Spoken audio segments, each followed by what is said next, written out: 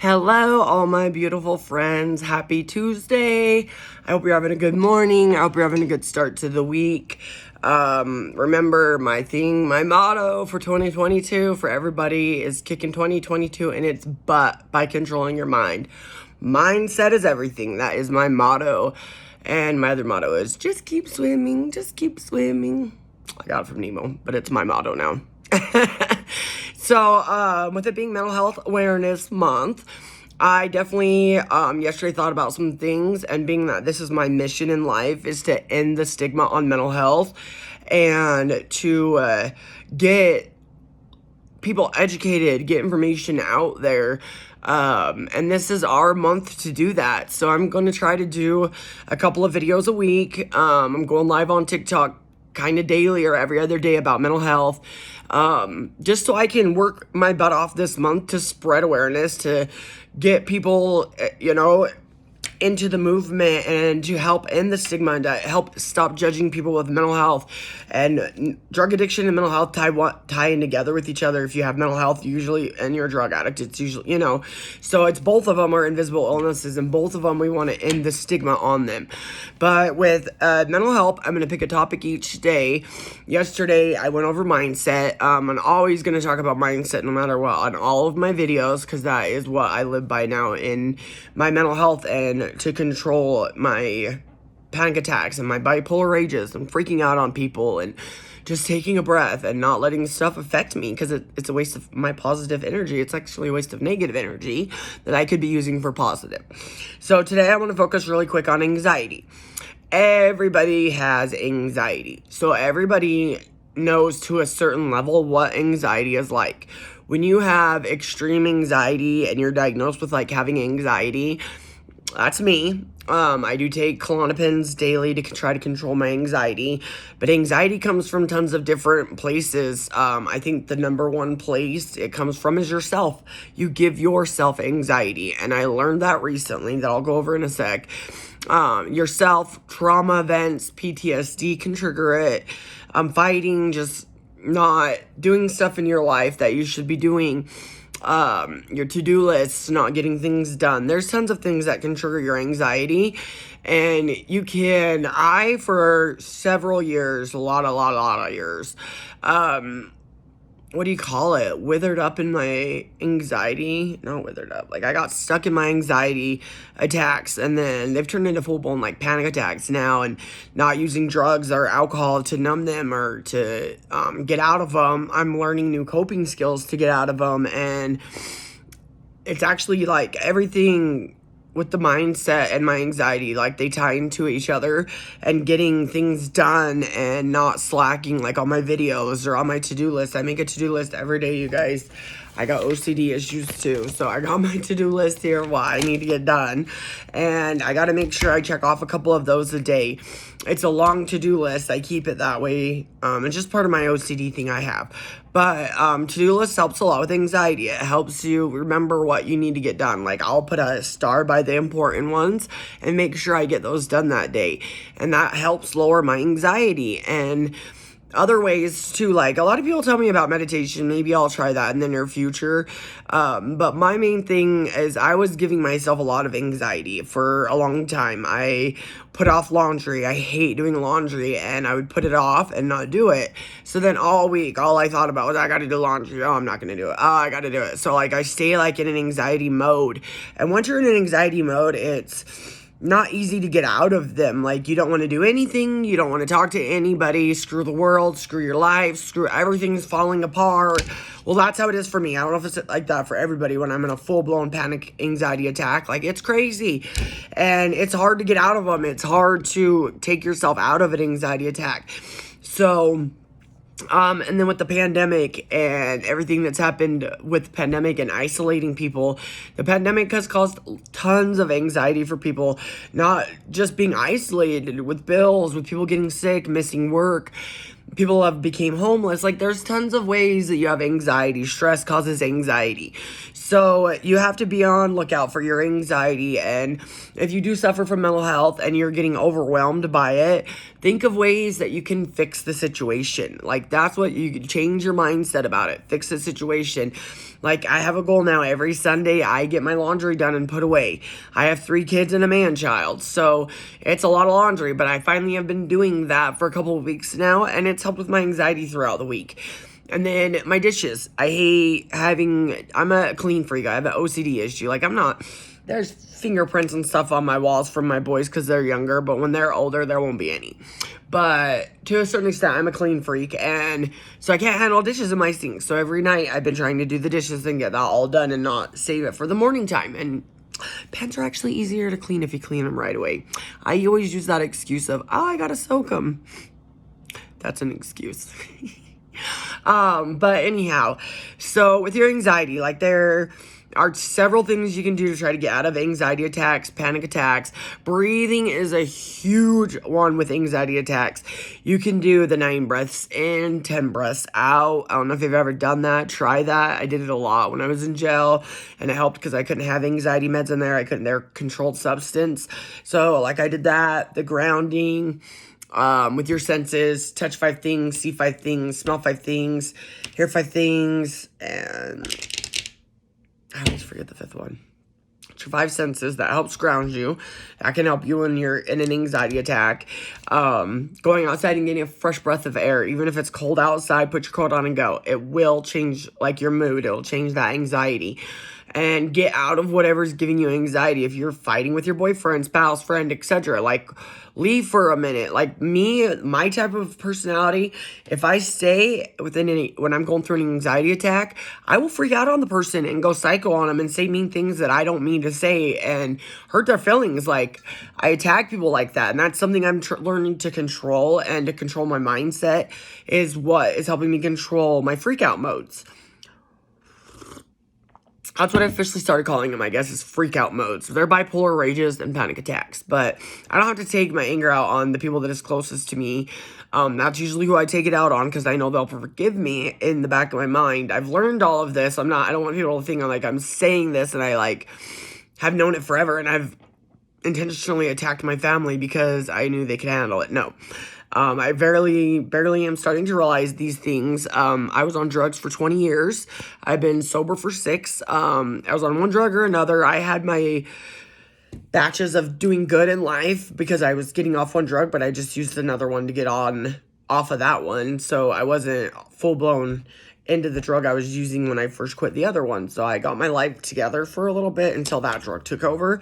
So it was like 20 years of a cycle of doing and it sucked. And I use drugs for my mental health. I use drugs to control my mental health, to control the craziness and my mind racing and the pain. And like, whenever I hurt, I don't cry. I push it down. I don't feel it. Like, I avoid it. And I've done that my whole life. And that's things that I'm changing now. Like, I was talking to somebody the other day about my sister and me's situation of not talking right now.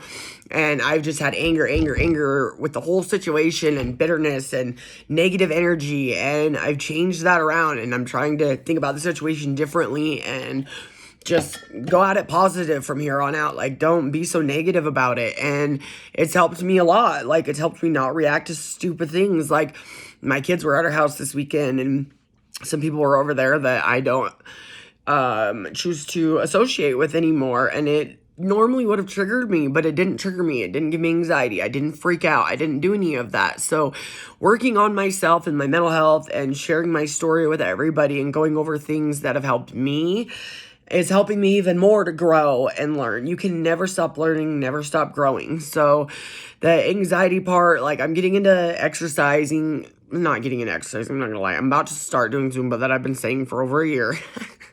But I'm gonna do it, okay?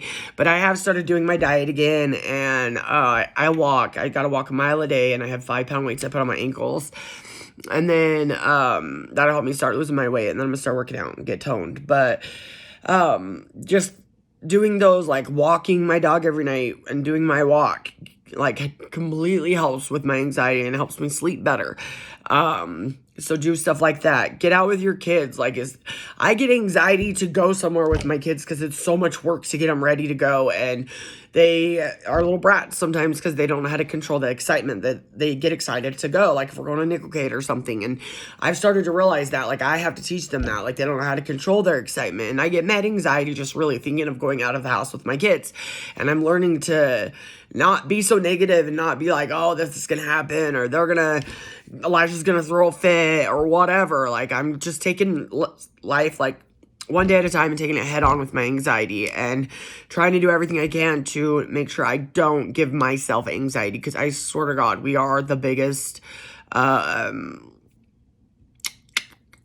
biggest enemy, I guess, is ourselves. And giving ourselves anxiety or feeding into stuff that you can control with your mind, and you can stop it from happening. So just keep all of this in mind. The 5 senses will help ground you when you have an anxiety panic attack. Listen to some songs that you like, going out for a walk, or just going out and getting a breath of fresh air. Whatever situation is giving you anxiety, get out of that situation. Or when I go to drive my car because I have PTSD from a car accident, I automatically get anxiety. And a friend pointed it out to me a year and a half ago. I didn't even know that I did, because I do get stressed out when I drive, but it's not stress, it's anxiety. It's my PTSD being triggered.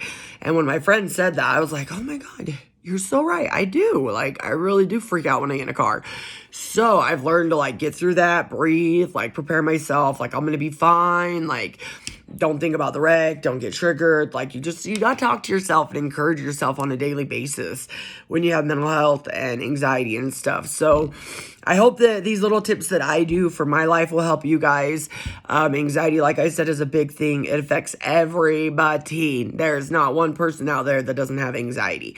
There are people like me that have extreme anxiety, and it's from trauma and things that have happened in my life, and I get triggered easy and stuff. So I just have to learn coping skills to deal with it, because it's never going to go away, but I can learn to deal with it. I can control my mind and my mindset on a daily basis to put me in a better place and be a better person. And then the panic attacks don't happen as much. The freakouts don't happen as much. At all, it starts flowing for you when you start to change that mindset and coping skills and ways to be a better person and not be stuck oh, I have mental health, I can't change, I can't do this. Yes, we can. We can change. We can control our minds. And that's all I want everybody to be able to do, and not take 30, 40 years to do it like I did.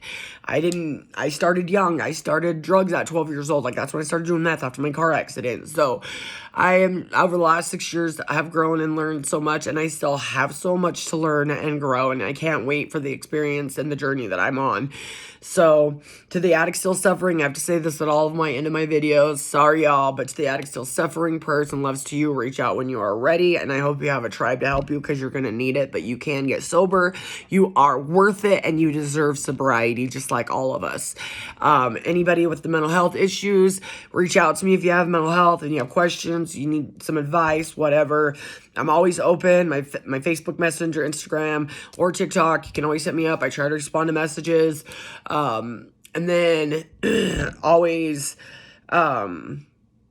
anybody also with family members, friends, spouses, etc., that you are having family members struggle with mental health, or your family members are struggling with drug addiction, I also want to help you guys. It's not just to help people with mental health and drug addiction. It's the family members, the spouse, the girlfriends, boyfriends, sisters, siblings, whatever, cousins that go through all the bullcrap because of mental health and drug addiction of their family members. So I want to help you too, and what me and my family and I have done, and what I've done differently with my family, or this or that, and with drug addiction. And my sister finally happened to show me tough love, and everything else that happened when I did get sober this time. But a big thing was my sister showing me tough love, and a lot of people have a hard time doing that, but it is an important thing that you have to do to push somebody into sobriety sometimes. It's not every time it's not going to work, but it does sometimes. So,